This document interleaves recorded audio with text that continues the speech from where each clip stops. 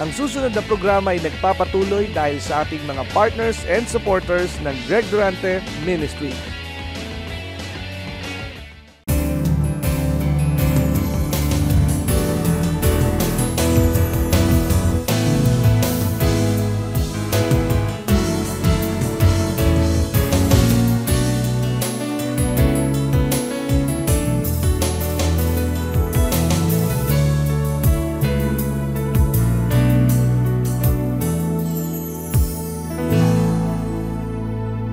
Alam mo ba kung bakit ka buhay? Kapag alam mo kung bakit ka nabubuhay, malalaman mo ang dahilan sa panahong wala kang pera. Sa panahon na hindi maayos ang kalagayan ng isang tao sa buhay. Pero pag natuklasan mo ang tunay na kalooban ng Diyos, ikaw po'y magkakaroon ng kagalakan. Wala po sa lugar ang kaligayahan. Wala po sa kayamanan ang kaligayahan. Ang kaligayahan po'y nagsisimula sa iyong puso. Sapagkat ang sabi ng Ecclesiastes 3:11, inilagay ng Diyos sa iyong puso. So hindi mo nahahanapin sapagkat nasa iyong puso. He hath made everything beautiful in His time. Also, He hath set the world in their heart. Saan inilagay ng Diyos ang daigdig? Sa kanilang puso. Amen po ba?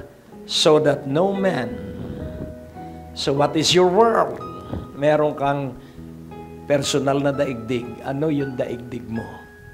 Kaya yun ang iyong dapat tuklasin para hindi ka manghina at hindi ka mapagod.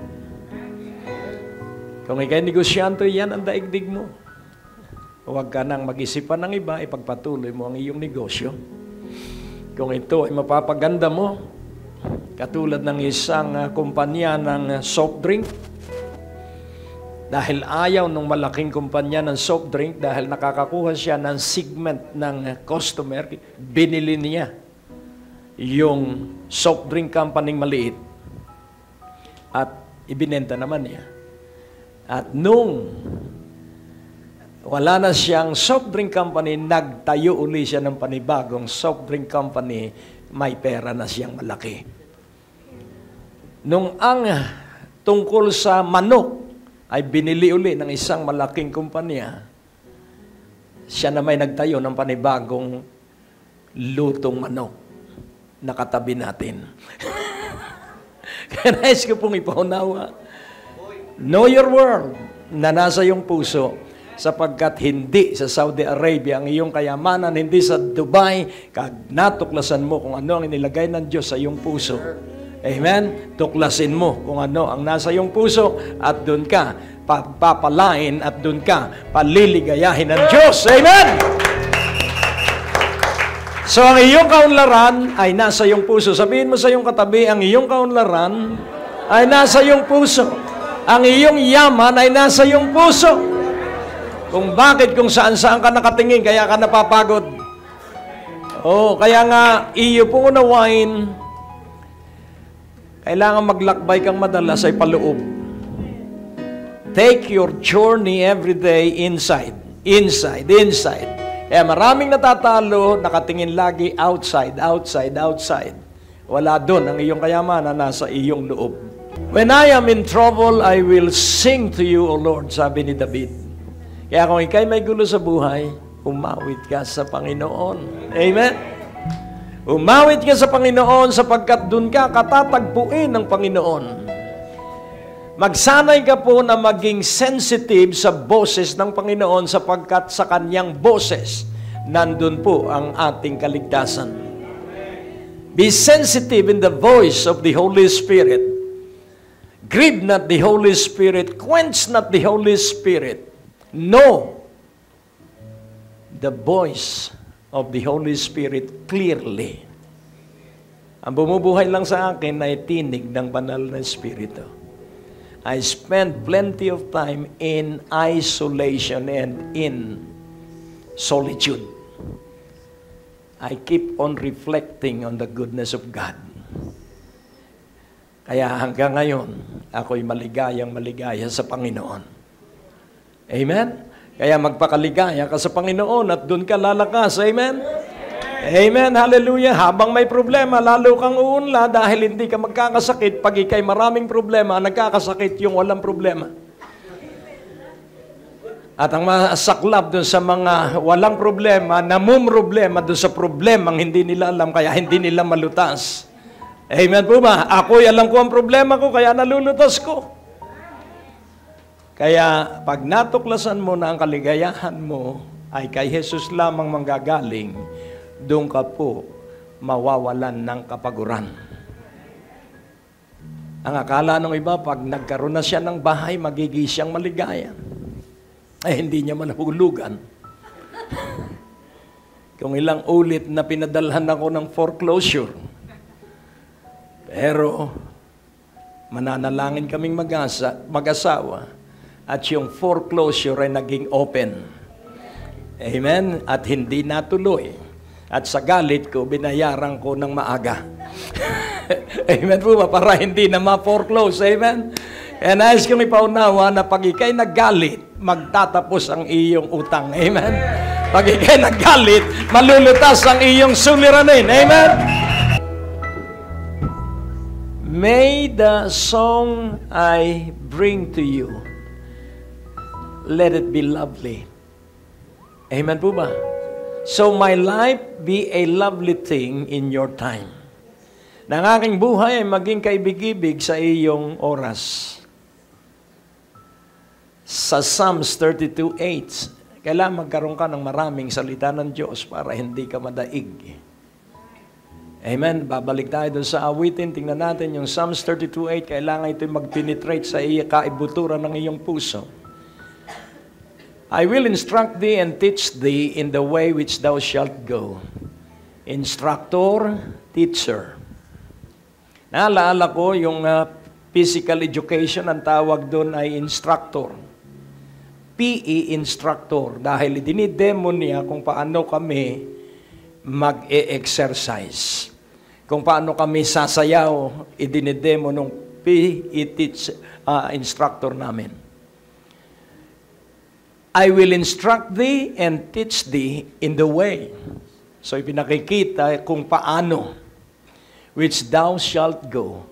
I will guide thee. So, instruct, teach, guide. Hindi ka po mawawala. I tell you, hindi ka po mawawala. Kung ikaw lamang ay magsasanay na laging nananalangin, kahit na bumagyo pa yan, pag inutusan ka ng Diyos na lumakad, huwag mong pansinin ng bagyo. Hello, magsasayang ka lang ng oras. Kaya nga pinadaan ka sa bagyo para maunawaan mo na hindi kita iniiwan.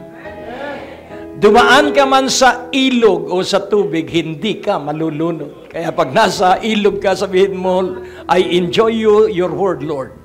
Dahil hindi ka malulunod, huwag yung para kang takot na. Nakukuha niyo po.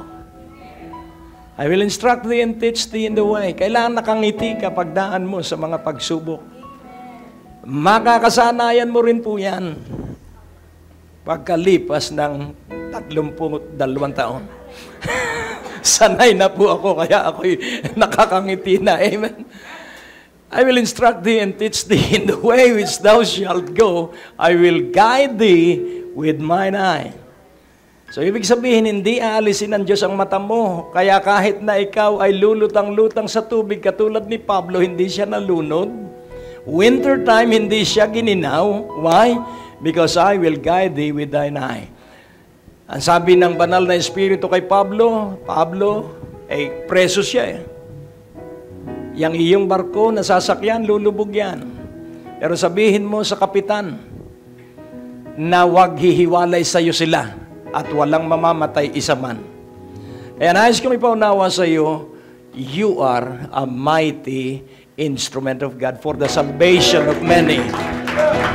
Sa inyong lugar, tandaan mo ito, sa inyong lugar, iaalis ng Diyos ang sumpa dahil sa iyo. Dahil sa iyo, amen?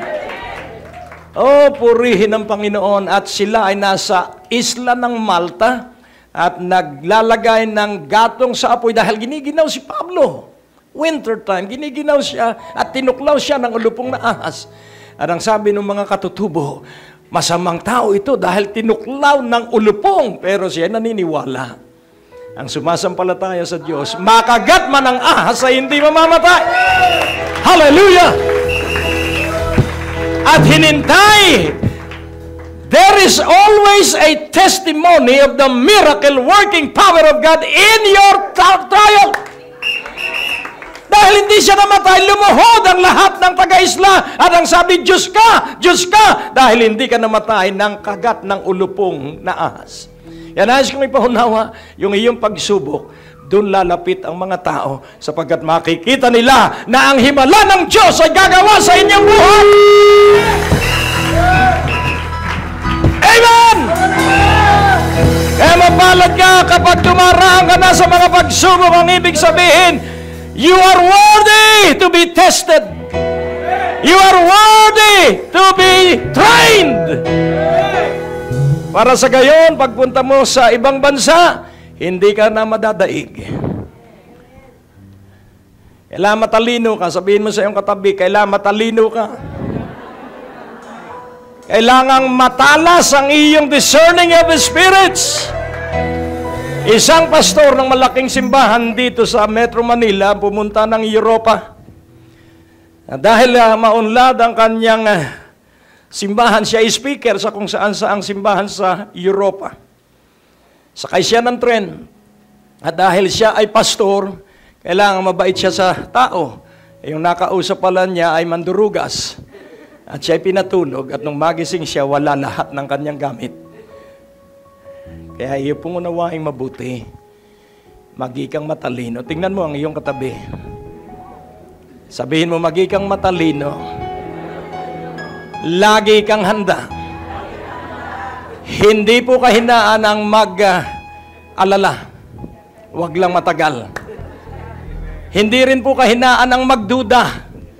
Basta bawat bagong tao magduda ka sa kanya hanggat hindi mo nakakasama ng matagal. Amen? Tingnan mo ang iyong katabi. Sabihin mo, sa'yo, hindi ako magdududa.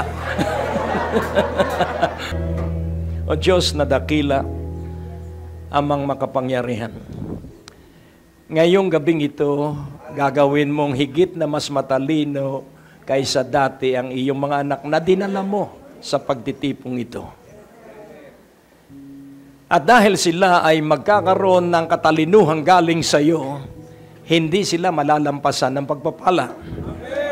They will be so sensitive na bago dumating ang dilubyo, sila ay ligtas na. Kaya Panginoon, salamat po sa iyong ibibigay ngayong gabi. Advanced knowledge of the future. Bless everyone and receive all the honor and the glory as we do. In Jesus' name. Amen! Hallelujah! Glory! Ang Diyos po ay napakabuti. Sabihin mo sa iyong katabi, ang Diyos ay napakabuti. Sabihin mo, great day to live. Kaya nga po, unawain mong mabuti. Kayo ba ay may anino? Naiiwan nyo ba ang anino ninyo sa bahay? Kaya nais kong inyong maunawaan na kapag ikay lumakad, saan manggagaling ang liwanag para magkaroon ng anino? Saan naroon ang anino? Sa unahan o sa likuran? Kung ang araw ay nasa unahan. Ang araw ay nasa unahan, saan nandun ang anino? Sa likod. Nakatitiyak ka? Purihin ang Panginoon. Kaya iyong unawaing mabuti, ang iyong pamumuhay, may naiiwan ka sa likuran. Na iyong buhay. Kaya kung ano tayo, ito po ay maunawaan ng taong makakasama natin. Kaya ngayon pong gabi, heto po ang mensahe. Ngumiti ka sandali bago ko simulan ang mensahe. Smile, God loves you. Alam mo, talo ang sino man na dala ng kalungkutan dahil sa problema. Huwag na huwag mong hahayaang ang problema ay magdulot ng kalungkutan sa iyo. Amen po ba? Magsanay ka na mabuhay na laging may ngiti. Saan nandun yung ngiti? Sa mata o sa labi? Sa labi. Amen? Smile, God loves you. Kaya nga, bakit ka ngingiti? Kaya tayo ngingiti dahil ang Diyos ang may likha sa akin. Aywan ko sa inyo. Ang may likha rin ba sa iyo ay ang Diyos? So kung ang Diyos na may likha sa atin, nilikha tayo, siya rin ang bahala sa mga bagay tungkol sa atin. Kaya nga, ang sabi ng mga awit, ang Panginoon ang aking pastol at hindi ako mangangailangan. Ngayon, ang tinitingnan ng iba ay yung ikalawang bahagi, hindi ako mangangailangan. Pero kailangan maunang tingnan ng bawat isa, ang Panginoon ang aking pastol. So kailangan ako ay kanyang tupa at siya ay aking pastol. At ang pastol ang bahala sa kanyang tupa. Pinakakain niya ang kanyang tupa at dinadala niya sa masaganang pastulan ng kanyang tupa. At ang tupa para mapastol ng kanyang pastol ay nakikinig. Praise God. Atin pong tingnan mabuti ang relasyon ng tupa sa pastol. Ang pastol po ay hindi katulad ng pagrenda ng kalabaw. Ang nagre-renda sa kalabaw ay nasa likuran at pinapalo niya yung pigi ng kalabaw para lumakad. Pero ang pastol po ng tupa, ang pastol ay nasa unahan. Nasa unahan. Kaya nga, kailangan ang Panginoon ay nasa unahan, hindi nasa likuran. Sapagkat kung ang pastol ay nasa likuran, baka maligaw ang tupa kung nasa harapan. Kaya naman ang kalabaw ay rinerenda at pinapalo sa pigi sa likuran ang nagre-renda dahil may singkaw ang kanyang tenga. Pero ang tupa ay malaya. Hello?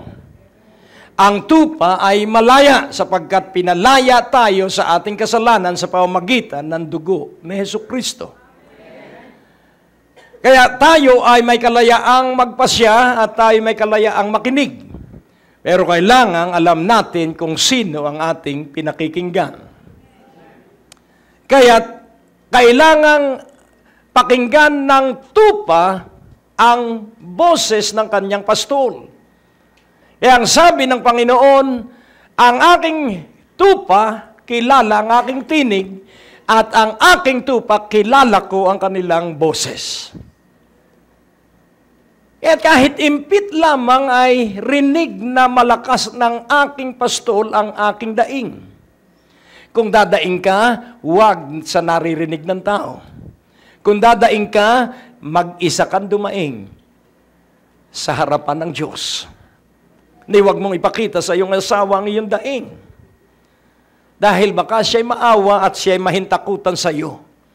Mamamatay na yata itong asawa ko, dumadaing. Hello? Kailangang atin pong unawain, tayo ay magpapalakasan at magpapatibayan. Amen po ba? We have to encourage. We have to strengthen one another. Amen? Pag nakita mo na ang iyong kasambahay ay nanghihina, naku, ganyan-ganyan yung nakita ko sa kapitbahay. Baka mamatay ka na. Hindi po ganon. It discourages rather than encourage. Nakukuha niyo po? Kailangan ang iyong pananalita ay nagpapalakas ng loob. Encourage. Enthusiasm. Inspiration. Motivation.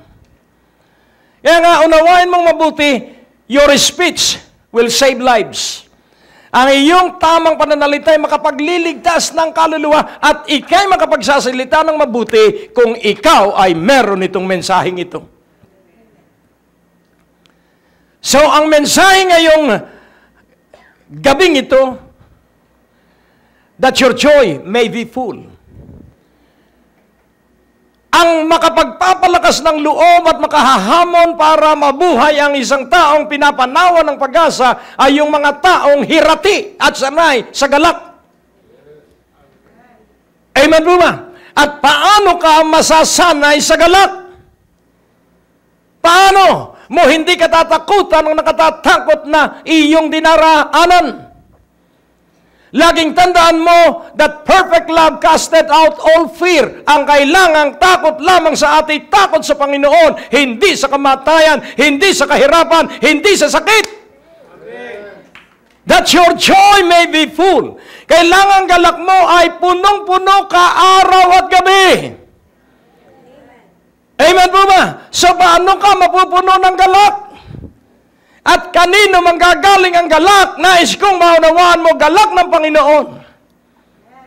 Galak ng sumulat ng Ebanghelyo na ating pag-aaralan. Galak ng iyong pastor. At pag naunawaan mo ang galak na Jesus, galak ng sumulat ng Ebanghelyo at galak ng iyong pastol, magkakaroon ka ng kagalakan at ang buong sambahayan mo ay malulukuban mo ng iyong galak. Nakahahawa ang galak at nakahahawa rin ang takot. Wag na wag kang matatakot sapagkat buong sambahayan mo ay baka matakot at hindi na kayo makapagsaing. Unawain mong mabuti that your joy may be full. Nais ko munang unawain ninyo katulad ng pagkatutok at pamumuhay ko sa araw-araw. Ako'y nabubuhay na laging puspos ng galak ng Diyos. Puspos lagi ng galak ng Diyos. Puspos lagi ng galak ng Diyos. Magsanay kang huwag tumingin sa iyong problema. Dahil pag tiningnan mo ang iyong problema, ano ang mangyayari? Kapag tiningnan mo ang iyong problema, tatawagin ko si J.R. Jeremiah, halika sandali dahil siya ang pinakamatangkad dito. Halika sandali. Ang pinakamagandang definition po ng katotohanan is description. Ipagpalagay natin, si Jeremiah ngayon ay problema ko. Yan. Hindi, siya yung problema ko. Kaya pag tiningnan ko si Jeremiah, hindi ko makikita yung camera, hindi ako mai-shot. Nakukuha niyo po. So, ipagpalagay na natin na ang Diyos ay nandun sa tabi ng camera. So, hindi ko makikita ang Diyos. Bagamat kita ako ng Diyos, hindi ko siya makita. Kaya ako ay hindi makakalakad sapagkat ako ay nahahadlangan ng aking problema. Kaya kailangan ang problema ay kasama ko, pero tinitingnan ko ang Panginoon. Amen? At malulutas ang suliranin sapagkat mapapayuhan ako ng Diyos. Salamat, Jeremiah. Amen po ba? Hindi aalisin ng Diyos ang iyong problema sapagkat hindi niya hahayaang hindi ka matutong lumutas ng iyong problema. Hindi niya babayaran ng iyong utang. Tuturuan ka ng Diyos na ikaw ay magkapera para ikaw ang magpapautang later on. That your joy may be full. Amen po ba? Na ang iyong buhay ay puspos ng galak. Yung iba nag-i-exercise, galak, galak, galak. At lupay-pay pa rin. Hindi po nakukuha sa ganoon. Naglulundagan. Pero kapag puro lundag lang, hindi malulutas ang suliranin. Kailangang magkaroon ka ng isang buhay na relasyon. Unang pag-ibig ay iyong paunlarin. Kaya kung titingnan po natin that your joy may be full, paano ka mapupuspos ng galak? Kung ibig mong mag-swimming, saan ka pupunta? Sa batya? Hindi po pwede. Hindi po pwedeng sa batya ka lumubog. Pupunta ka sa pool. Amen? At doon ka lulubog. At kapag ikaw po ay lumublob sa swimming pool, you are full of the water of the swimming pool. Amen po ba? Kaya kung titingnan po natin, ako'y naririto and this area and place is filled with the joy of the Lord. Kaya kahit saan ako pumunta rito, there is joy. There is joy. Amen? At kapag ako'y lumalakad, because I know the joy of the Lord, I am always hovered above by the joy of the Lord, surrounded by the joy of the Lord, and inside is strengthened by the joy of the Lord. Eh, ano nga ba ang joy? Hindi po yan pang sabon. Hello? So paano ka magkakaroon ng galak at nang ikay matutong makangiti? Sapagkat maraming taong hindi na marunong umiti sapagkat sila'y walang trabaho. Maraming taong hindi na makangiti sapagkat hindi nila alam kung paano pag-aaralin ang kanilang anak. Marami ang tao na hindi alam kung ano ang gagawin. Pero kung ang tao ay magkakaroon ng galak, kung ang tao ay magkakaroon ng galak, magkakaroon siya ng karunungan. At saan mo makikita ang galak? Sa Psalm 16:11, kailangang matutunan mo kung saan nandun ang galak. Thou wilt show me the path of life. In thy presence is fullness of joy. So, saan nandun yung fullness of joy? In your presence. Saan nandun yung presence ng Diyos? In the path of life. Kailangang nasa tama kang landas ng buhay. At ang sabi ng Panginoon, I am the way, the truth, the life. So the path of life is Jesus. And to know Jesus, you have to know His Word and teachings. Ang sabi ng Panginoon, sumusunod kayo sa akin. Dahil nakita ninyong gumagawa ako ng himala. At pagkatapos, sumusunod pa rin sila. At ang sabi ng Panginoon sa panibagong pagkakataon, sumusunod kayo sa akin dahil natikman ninyo ang tinapay na aking pinarami. Ang natapos na palatuntunan ay nagpapatuloy dahil sa inyong mga pinansyal na kaloob na ibinibigay sa Greg Durante Ministries. Tapos na naman po ang ating palatuntunan at nais po naming makarinig mula sa inyo. Maaari po kayo sumulat sa PO Box 4135 Manila o mag-text sa mga numero na nakikita nyo sa ating screen o tumawag sa mga telepono na inyo pong nakikita din sa ating mga screen at handa po kaming makarinig mula sa inyo ng patotoo ng pagpapala at biyaya at tagumpay. At kung kayo po ay napagpala sa palatuntunan ito, maaari nyo pong ipadala ang inyong mga kaloob sa iba't ibang sangay ng Bangko de Oro sa buong Pilipinas at maihatid ang mabuting balita sa lahat ng panig ng bansang Pilipinas. At kung kayo po ay wala pang dinadaluhang panlingguhang gawain, inaanyayahan po namin kayo sa 2nd floor, Medicare Building, Ortigas Avenue, Green Hills, San Juan, alas 9:30 ng umaga at alas 4:30 ng hapon. Lahat po ay welcome sa gawain ito. At tuwing araw ng Biyernes, meron po tayong Night of Revival sa ganap na alas 6 ng gabi dito rin po sa Green Hills, San Juan. Magsama-sama tayo sa palatuntunan ito sa ganito rin pong oras at patuloy ninyong maranasan ang biyaya at kasapatan ng ating Panginoon, and it's always a great day to live.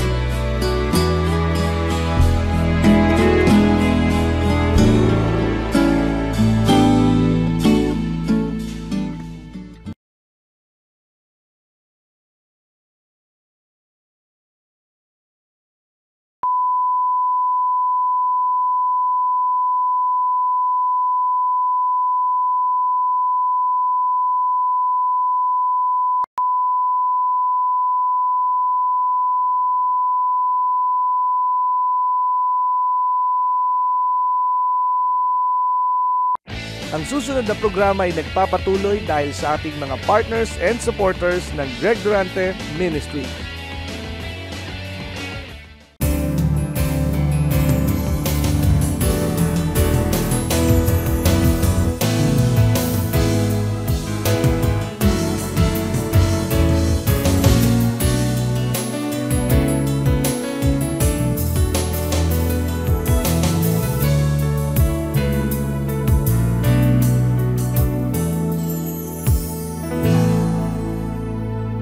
Kaya ang sabi niya, huwag kayong susunod sa akin dahil sa himala.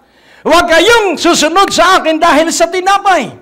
Sumunod kayo sa akin dahil sa buhay na walang hanggan. Hello? So, buhay na walang hanggan. At ano ang buhay na walang hanggan? Walang katapusan na pagsamba. Walang katapusan kagalakan sa Panginoon. Walang katapusan na pakikipag-usap sa Panginoon. Yun po ang buhay na walang hanggan. That you receive Jesus and that you believe Jesus continually. Pinaliniwalaan mo ang Panginoong Hesukristo at ikay magsanay na ikaw ay laging nagagalak at nagpupuri. Pero huwag kang mag-alala kung ikay nalulungkot ngayon. Si Elijah gusto nang mamatay isang araw. Akala niya siya ay pinabayaan na ng Diyos. Si Jonah, gusto na rin niyang mamatay. Dahil iniligtas ng Panginoon ang mga taong kanyang kinamumuhian. Nais ko pong ipaunawa sa iyo na ikaw ay nasa sentro ng kalooban ng Diyos. Ika'y nasa gitna ng kalooban ng Diyos, kaya ka naririto ngayong gabi. Right in the heart of the prison cell. Doon lamang ang lugar na kung saan si Joseph ay gagawin niyang next in command ng pinakamakapangyarihang bansa sa ibabaw ng lupa. Kaya kung ito lamang ay iyong mauunawa, kung ikaw lamang ay magkakaroon ng maraming oras, ang sabi ng Diyos kay Moses, lilipulin ko na ang iyong mga kababayan at ikaw na lamang ang ititira ko. 40 days and 40 nights na lumuhod sang-ayon sa Book of Deuteronomy, lumuhod si Moses, nakikiusap sa Diyos, huwag mo po silang pupuksain. Yan, nais ko pong ipaunawa na ikaw ay dinaraan sa problema para magkaroon ka ng personal na buhay na paglakad na kasama ang presensya ng Diyos. Amen po ba? Kaya ka naririto dahil sinasamahan ka ng presensya ng Diyos at ang kagalakan ang nagpapatuloy na magpalago at magpaunlad sa iyo. In thy presence is fullness of joy, at thy right hand there are pleasures, pleasures forevermore. At sa iyong kanang kamay naroon ang lahat na ano po ang pleasure, kasiyahan. At ito'y magpa sa walang hanggan. Ano po ang ibig sabihin ng pleasures?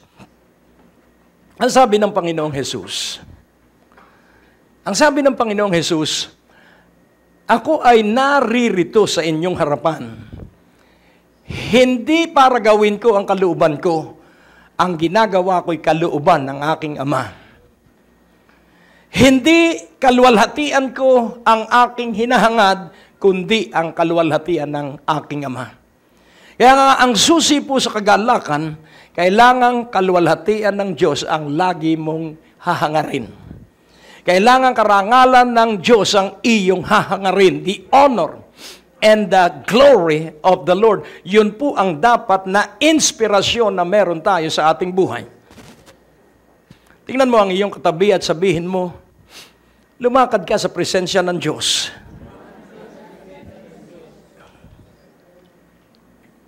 Paano ang paglakad sa presensya ng Diyos? Paano? Paano ang paglakad sa presensya ng Diyos dahil gusto ng Panginoong Hesukristo na ikay malakas? Paano ka lalakad sa presensya ng Diyos? Sa Deuteronomy chapter 10, Deuteronomy chapter 10, nais kong inyong matutunan ang kahalagahan ng paglakad sa presensya ng Diyos.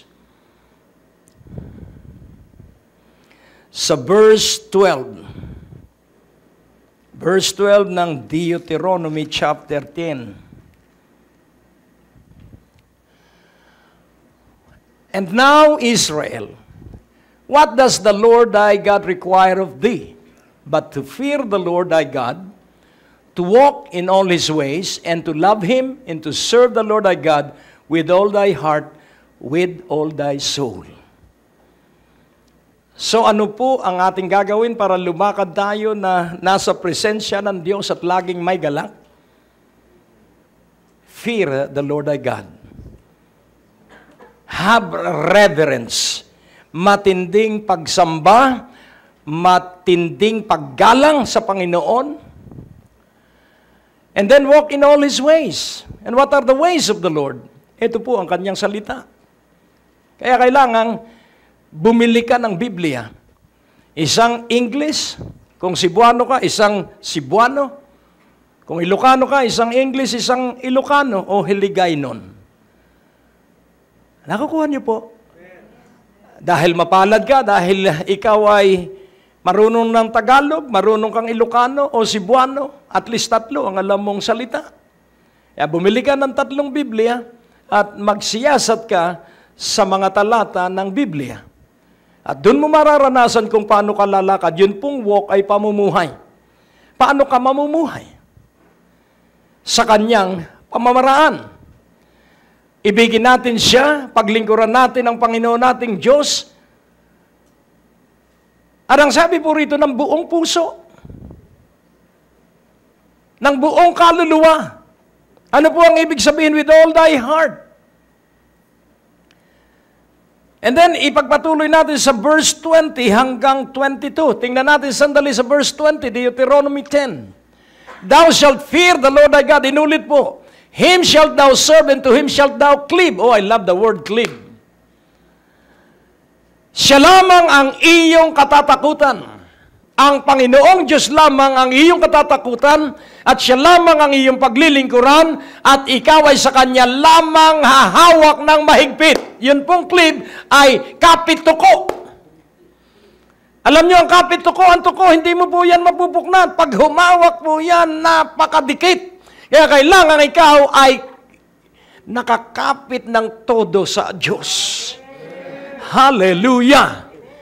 Amen po ba? Thou shalt fear the Lord thy God, Him shalt thou serve, and to Him shalt thou cleave, and swear by His name. Mangako ka sa Kanyang pangalan na ikaw ay magpapatuloy na maalam sa Diyos, na ikaw'y dadalo ng Bible study, na ikaw'y dadalo ng prayer meeting at overnight prayer. Pag hindi mo ginawang una ang Diyos, hindi ka rin gagawing una ng Diyos. Glory! Amen po ba? Verse 21. Ano ang sabi ng verse 21? He is thy praise. Kailangan siya lamang ang iyong ipinagpupuri. And He is thy God that hath done for thee these great and terrible things which thine eyes have seen. Ilang taon ka na at ilang himala na ang iyong naranasan. Ilang taon ka na at ilang sakit na ang iyong kinagalingan. So ilang taon ka na, nagpupuri ka ba at nagpapasalamat sa Diyos doon sa mga naalaala mong mga himalang ginawa sa iyo ng Diyos? Oh, hallelujah! Be grateful sapagkat ang pagpapasalamat ay isang napakagandang alay sa Diyos. Ang pagpupuri ay isang napakagandang alay sa Diyos. Oh, purihin ng Panginoon. At ikaw ay gagawing pangunahin ng Diyos sa linya ng Kanyang gagawan ng himala. Sa verse 22, hallelujah. The fathers went down into Egypt with 70 persons, and now the Lord thy God hath made thee as the stars of heaven for multitude. Dadami ang iyong angkan. Dadami ang iyong lahi. Dadami ang simbahan. Amen? Why? Because it is the promise of God. And God always appreciate everything that He started. Pinaunlad ng Diyos ang lahat ng Kanyang sinimulan. Kaya magsanay kang mabuhay sa kagalakan. Amen po ba? Magsanay kang mabuhay sa kagalakan sapagkat ang sabi ng Nehemiah 8:10. Ano po ang sabi ng Nehemiah 8:10? That the joy of the Lord. Then he said unto them, go your way, eat the fat, and drink the sweet, and send portions unto them for whom nothing is prepared. For this day is holy unto our Lord. Neither be ye sorry, for the joy of the Lord is your strength. neither ye be sorry. So, i-amplify ko, neither ye be sorry. For the joy of the Lord is your strength. Every day is the day that the Lord made, and we have to be glad and rejoice in each day. Kung sisimulan mo ang bawat paggising mo na ikay natutuwa at nagagalak dahil ikaw ay binuhay pa ng Diyos, ikay puprotektahan ng Diyos sa maghapong iyong daraan ng hindi natin alam. Magsanay kang lagi kang nananalangin bago lumabas ng bahay at habang naglalakbay, manalangin ka. Hallelujah!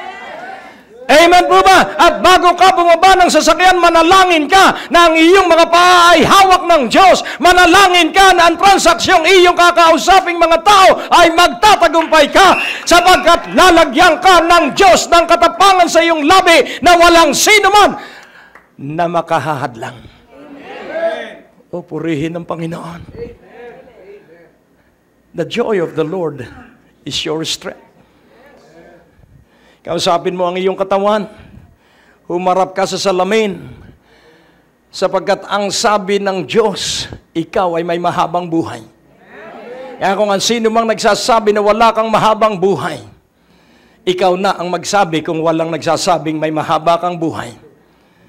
Mas maganda na magmula sa iyong bibig ang salita ng Diyos. When you speak the word, there is power in the word of God that you speak. So speak the word to yourself. Amen? At kung ibig mo, makinig ka ng makinig sa aking pangangaral about the word of God, at ikaw ay uunlad at mawawala ang pigsa mo sa iyong ulunan. Amen? So, iyong unawaing mabuti na makapangyarihan ng salita ng Diyos. Kaya gumawa ka lagi ng kabaitan. Do an ounce of kindness every day. Magsikap ka na makagawa ka ng kaunting kabutihan araw-araw. Kinausap ko ang gwardiya ng isang bangko dito sa paligid. Ang sabi ko, alam mo, hanga ako sa iyo, inoobserbahan kita. Lagi kang nakangiti. Good morning, sir. Goodbye, sir. Pero, ang nakita ko, walang pumapansin sa iyo, pero nakangiti ka pa rin.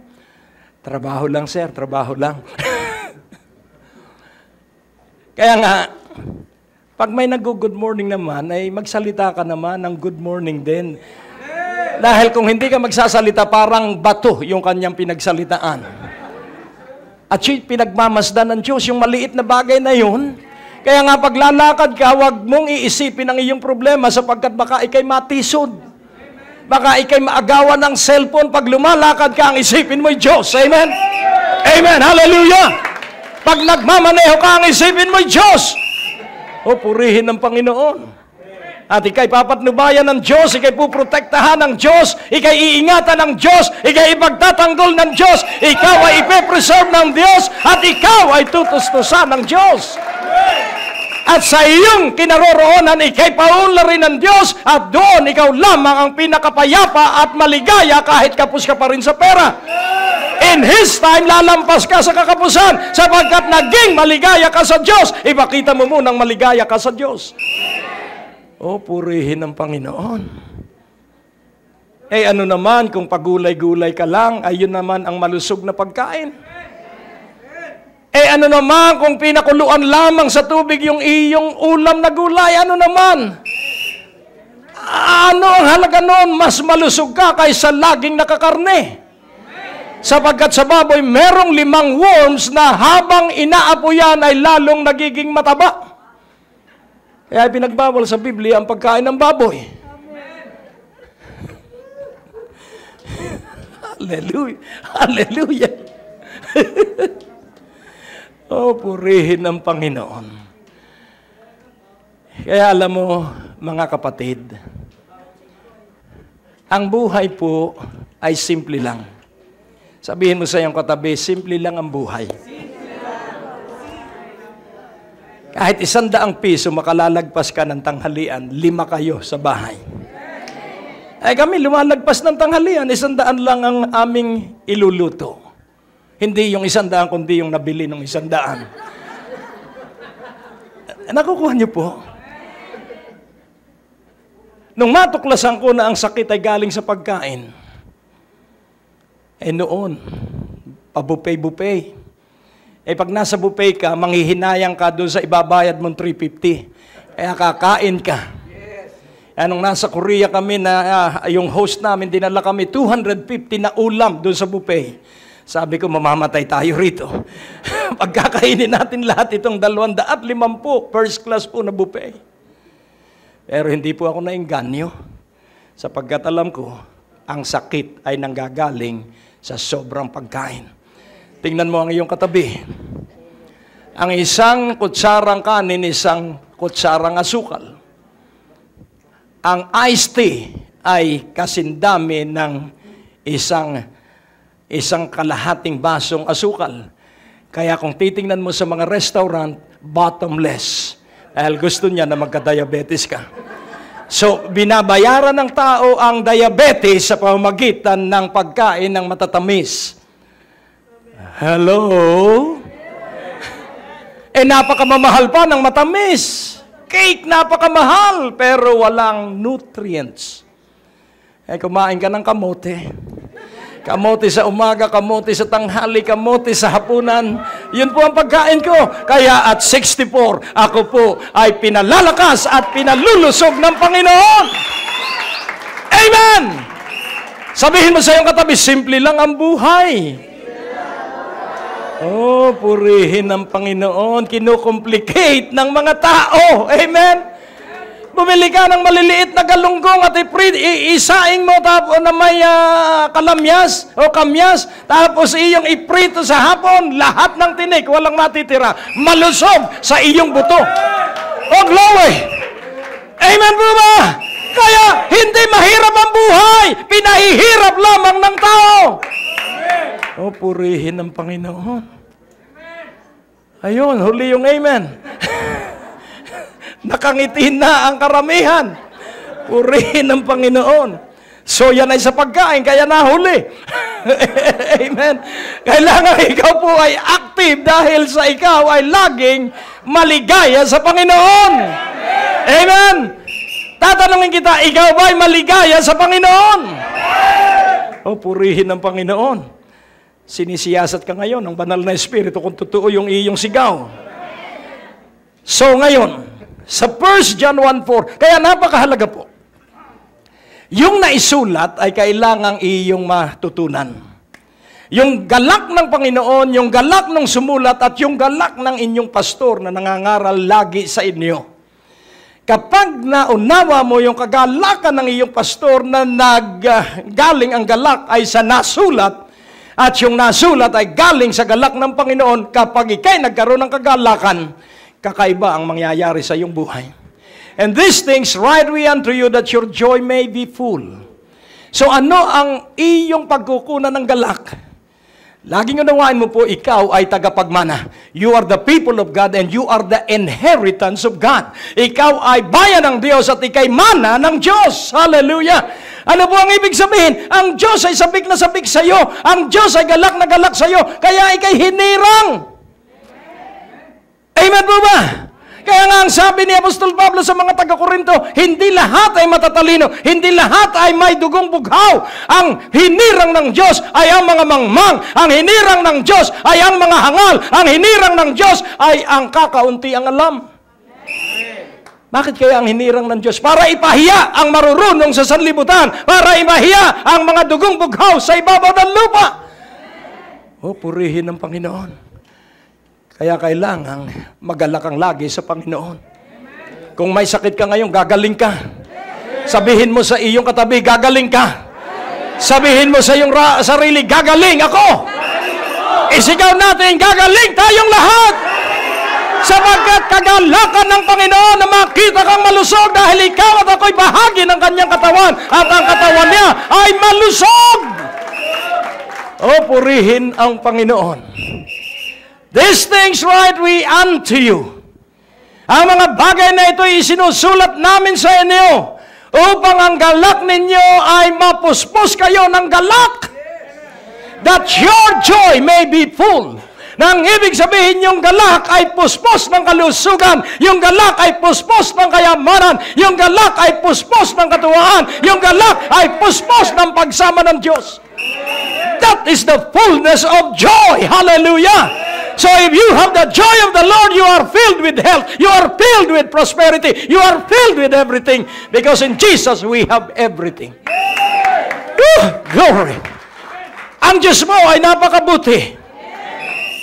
Sa 2 John 12, 2 John 12, ipinakikita ko po sa inyo ang galak. Ang galak. 2 John 12, walang chapter. Sa second letter, verse 12, isang chapter lang yon. 2 John 12. Oh, I'm so excited. Pag kayo po ay napuspos ng galak, laging nasa presensya ka ng Diyos, sapagkat ang galak ay galing sa presensya ng Diyos. At paano ka sasamahan ng presensya ng Diyos? Ikaw ay may takot sa Diyos. So 2 John 12, hindi chapter 1, verse 12 lang.